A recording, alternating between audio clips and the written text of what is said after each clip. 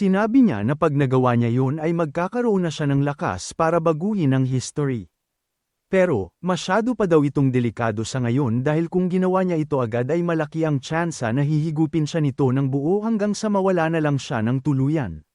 Napayuko ito saglit at sisabi sa kanyang sarili na delikado ang kanyang naiisip. Pero, inisip niya na kung gumana ito, pwede niyang makausap at maging customer ang mga malalaking pangalan sa history. Pagkalipas ng ilang araw ay makikita natin na lumipat na ang ating storya sa isang opisina sa isang city. Nandoon sa loob nito si Feng na nakadamit ng isang deliveryman at meron hawak na package. Halata sa kanyang itsura na kinakabahan siya pero sinabi nito sa kanyang sarili na hindi siya kailangang matakot dahil magbibigay lang naman siya ng package. Napatalo nito sa gulat at muntik nang mabitawan ang kanyang dala dahil nagulat siya sa tanong ng babae kung sino ang kanyang hinahanap. Ngumiti naman ito ng sapilitan at sinabi sa babae na nandoon lang siya para mag-deliver ng isang package para sa isang Miss Shen Yuki. Bigla namang may tumawag sa kanya sa likod at pinaalala sa babaeng iyon na merong meeting mamaya ang kanilang direktor kaya kailangan na nila itong asikasuhin. Nagulat naman ito dahil sinabi sa kanya ni Miss Wang na sakto ang kanyang dating dahil meron daw naghahanap sa kanya. Dahil hindi sanay makipag-usap sa babae si Feng ay hindi ito nagsalita at bigla na lang binigay sa kanila ang kanyang dala. Sinabi naman ni Yuki na wala naman siyang naalalang binili kaya sinabi sa kanya ni Miss Wang na baka merong nagbigay sa kanya noon. Dahil doon ay tinignan nitong mabuti ang kahon pero nagtaka ito dahil wala man lang daw nakasulat kung kanino at saan ito nanggaling. Kaya, tumingin ito kay Feng Hao at tinanong kung alam ba niya kung sino ang nagpadala nito. Dahil nakatalikod lang ito sa kanila at hindi sumasagot at tinanong ni Yuki kung naririnig ba siya nito. Dahil doon ay lalo naman itong kinabahan kaya habang tumatakbo paalis ay sinabi nito na hindi pinapaalam ng nagbigay noon ang kanilang identity.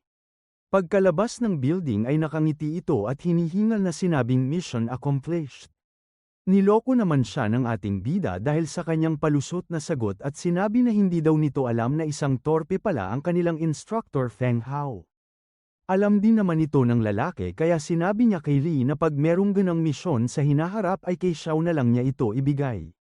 Hindi naman ito pinansin ng ating bida at tinanong na lang kung ano ang napili nila ni Yanyo para ibigay kay Shen Yuki. Nakangiti naman itong sinabi na pinag-aralan daw maigi ni Miss Yanyo ang personalidad ni Yuki kaya nakahanap daw sila ng perpektong regalo. Sinabi nila na para sa isang babae na merong mahigit isang trabaho ay walang silbi ang mga mamahaling gamit. Kaya, pumili daw sila ng isang bagay na praktikal at kapaki-pakinabang na bagay na magagamit niya araw-araw. Napatayo naman si Yuki dahil nagustuhan ito ng sobra ang salamin na nakita niya sa box. Nilinis niya ito agad at habang sinusuot ay inisip nito kung napanalunan ba niya ito sa isang giveaway. Bigla naman itong napasigaw nung tumingin siya sa paligid dahil lumiwanag daw ng sobra ang kanyang paningin at saktong-sakto daw ang grado nito. Bigla naman itong tumahimik dahil narinig pala ni Director Zhang ang kanyang boses at sinabing hindi ito palengke kaya hindi niya kailangang bumunganga doon. Nung lumapit sa kanya ang kanyang boss ay nagtaka ito agad dahil ang alam daw niya ay kuripot ang kanyang empleyado na si Yuki. Nakita kasi nito ang suot niyang salamin at dahil pamilyar sa kanya ang tatak na iyon ay hindi daw niya inaakalang bibili siya ng isang mamahaling eyeglasses. Ngumiti naman ito bigla at habang lalong lumalapit ay sinabi na mas mukha siyang maganda sa bago niyang salamin. Kaya, sinabi nito na ibigay niya sa iba kung ano man ang ginagawa niya ngayon dahil siya ang sasama sa kanya para sa meeting niya mamaya kay Direktor Lee. Hindi naman nito alam ang nangyayari dahil siya daw ang kakausap doon at siya daw ang gagawa ng paraan para mapapirma nila ito sa kanilang deal. Nung makaalis na ang lalaki ay tumabi agad sa kanya si Miss Wang at sinabi na si Yuki naman daw ang ginagawa nitong target. Sinabi nito na pag meron daw itong ginawa sa kanya ay sabihin niya ito agad para mareklamo nila ang kanilang boss sa pulis. Nung tinanong siya ni Wang kung pwede ba siyang gumawa ng rason para hindi na lang pumunta doon ay napakagat na lang ito ng kanyang labi. Sinabi ni Yuki na hindi daw niya pwedeng gawin yun dahil pag nalaman ng kanilang boss na hindi ito totoo ay mawawalan siya ng trabaho. Pagdating ng tanghali ay makikita natin na dumating na sa isang kainan sila Zhang at sinalubong naman agad siya ni Director Lee. Pinakilala agad nito ang kanyang kasama at sinabi na siya ay ang kanyang secretary na si Yuki at siya daw ang magpapaliwanag ng report sa kanya ngayon.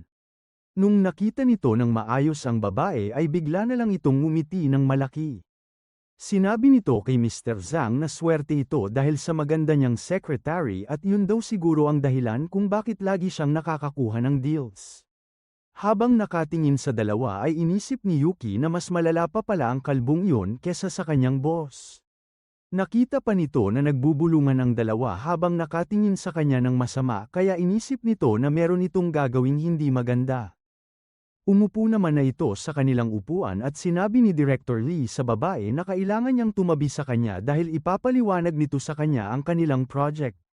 Nakikinig pala sa kanila sila Feng Hao mula sa malayo at gigil nitong sinabi na gusto niyang suntukin ang lalaking iyon sa mukha. Hindi naman ito makapaniwala nung sinabi sa kanya ni Lee na pwede naman niya itong gawin. Hindi naman daw kasi nila pwedeng pabayaan na lang ang kanilang future employee na bastasin lang sa kanilang harapan. Makikita naman natin na hindi agad sumunod si Yuki sa kanyang boss kaya sinabi ng mga ito na hindi niya kailangang mahiya at inutos na umupo na doon sa kanyang tabi. Nung malapit na itong makaupo ay tinignan nito ang puwet ng babae kaya meron itong naisip na gawin.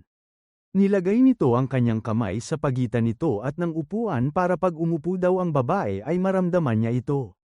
Pero, bago pa ito mangyari ay bigla na lang sumigaw si Director Lee kaya napatingin sa kanya si Yuki at ang kanyang boss. Hindi naman agad naramdaman ng kalbo ang sakit pero nagulat ito nung nakita niya na bigla na lang nabali ang kanyang kamay. Makalipas lang ang ilang sandali ay naramdaman na rin ito ang sobrang sakit kaya bigla na lang itong nagsisigaw doon ng malakas. Tinanong naman ni Zhang kay Yuki kung ano ang nangyari pero sinabi lang nito na parehas lang silang nakaupo doon kaya wala rin siyang alam. Habang nakaupo sa pwesto nila ay sinabi ni Feng na kahit masarap sa pakiramdam ang kanyang ginawa ay tinanong nito kung ayos lang ba talaga iyon. Sinabi naman sa kanya ng kanyang boss na hindi sila pwedeng maawa sa mga ganong tao at dahil hindi na nito mababasto si Yuki ay pwede na silang umalis. Habang naririnig sa buong restaurant ang pagsigaw ng kalbo ay dumaan na sa kanilang harapan ang dalawa para umalis.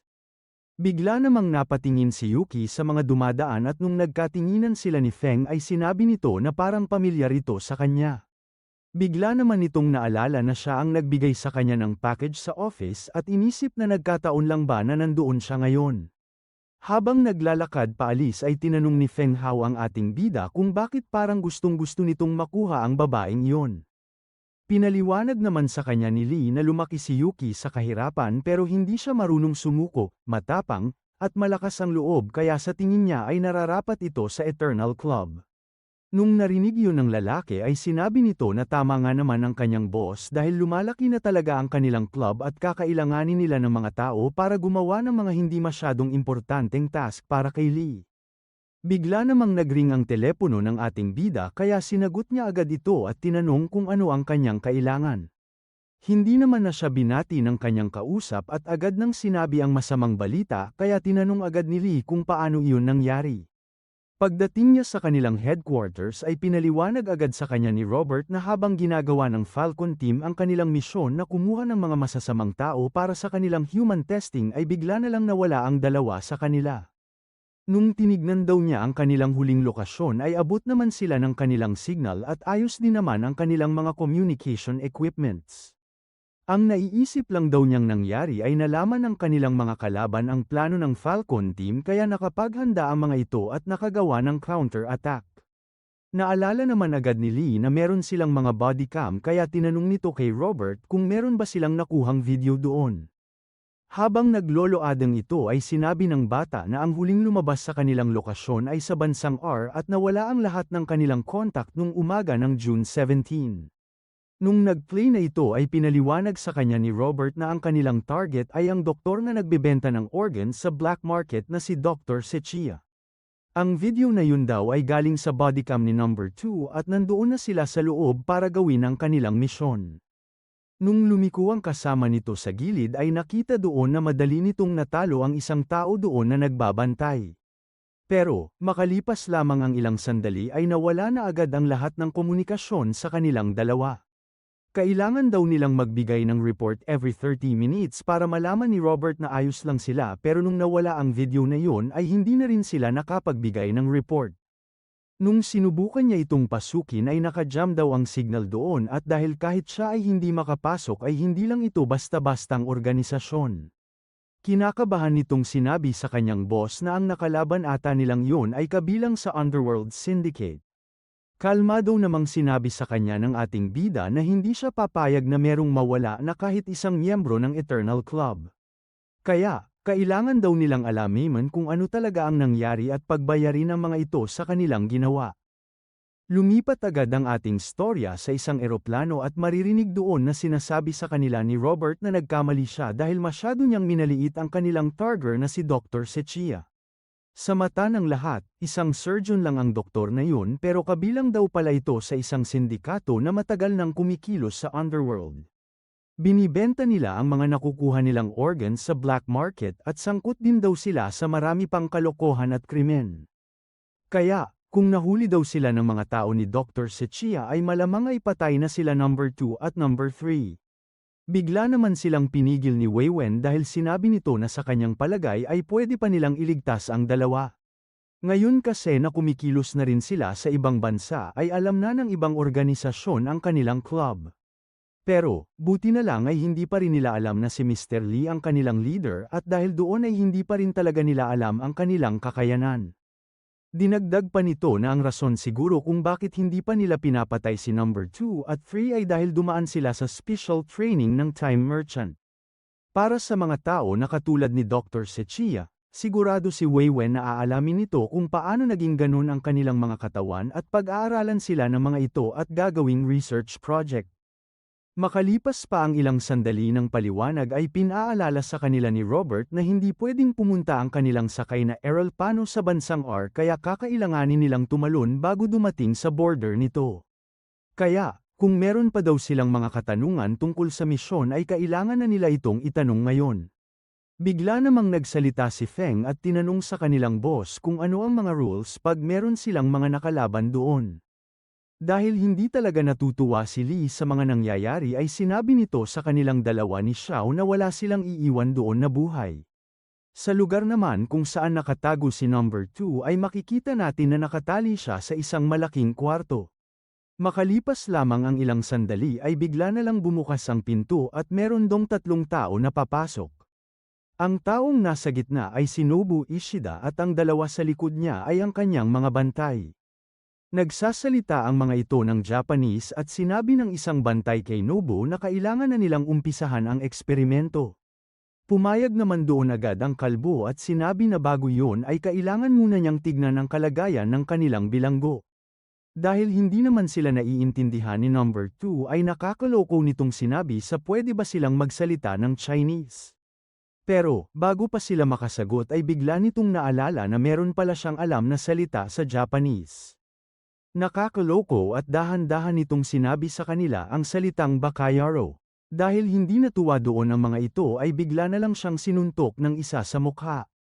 Sasaktan pa sana nito si number 2 pero bigla naman siyang pinatigil ni Nobu dahil hindi daw nila pwedeng sirain ang kanilang eksperimento.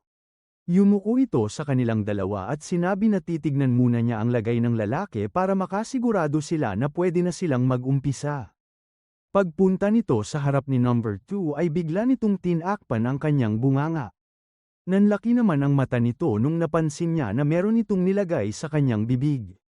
Pagkatapos noon ay sinabi na ni Nobu sa kanyang mga kasama na ayos na ito at kailangan na nilang ihanda ang kanilang mga gamit. Habang umaalis ang mga ito ay tinitignan lang sila ng lalaki dahil hindi pa rin ito alam ang nangyari. Bago naman tuluyang umalis ay tumingin din ulit sa kanya ang kalbo na parang may gustong sabihin. Nung tuluyan ang nakalabas ang mga ito ay sinubukan agad niyang ilabas ang nilagay ng matanda sa kanyang bunganga.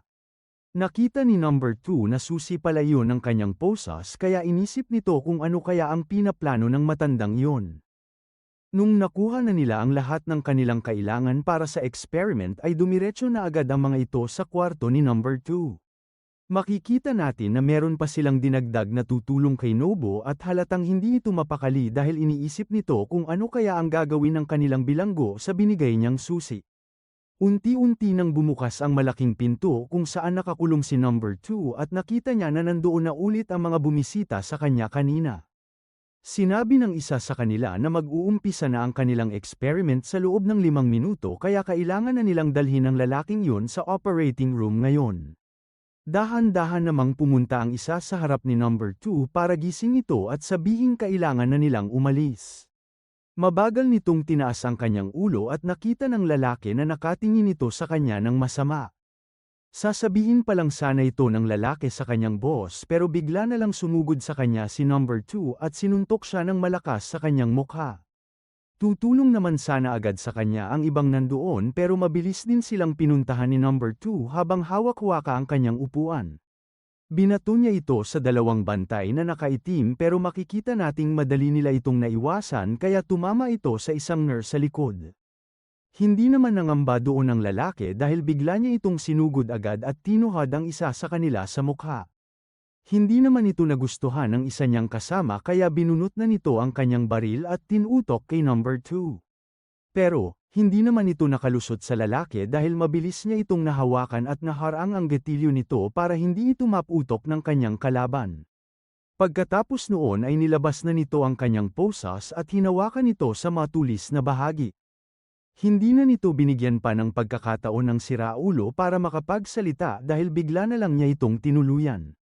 Dahil doon ay naubos na nito ang lahat ng kalaban kaya tumingin na ito sa kanyang likod. Doon na niya nakita si Nobu na nagtatanggal na ng face mask at mukhang gaman ang loob nito.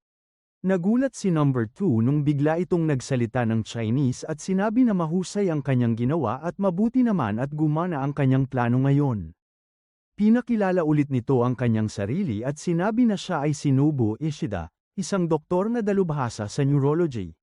Naloko daw siya 2 years ago para magtrabaho doon at pinwersa siya para gumawa ng mga eksperimento na hindi makatao.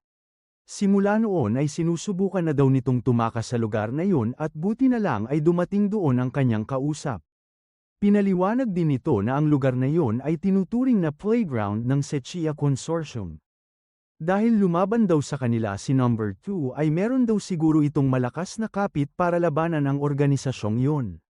Inisip nito na alam ni Nobu ang lugar na yon pero hindi pa rin siya sigurado kung pwede niya itong pagkatiwalaan kaya kailangan na muna niya itong dalhin sa kanyang boss para ito ang magdesisyon. Lumipat naman bigla ang ating storya sa isang gubat at makikita doon na merong tumatakbo at hingal na. Iyon ay si number 3 at tinatanong nito kung hindi ba nakita ni Robert ang kanilang signal na merong nangyari sa kanilang masama. Bigla itong napalingon sa likod dahil narinig nito ang mga Japanese na nagsasalita at sinasabing nakita na nila ang nakatakas nilang bilanggo. Hindi naman niya ito pinansin kaya tumakbo lang ito pero bigla na lang siyang nahulog dahil nabaril na pala siya sa kanyang paa. Habang lumalapit sa kanya ang mga iyon ay sinasabi ng mga ito na dalhin na agad nila ang lalaking iyon pabalik sa kanilang base para turuan ng leksyon. Hindi naman na alam ni number 3 kung ano ang gagawin kaya inisip na lang nito na katapusan na niya yon.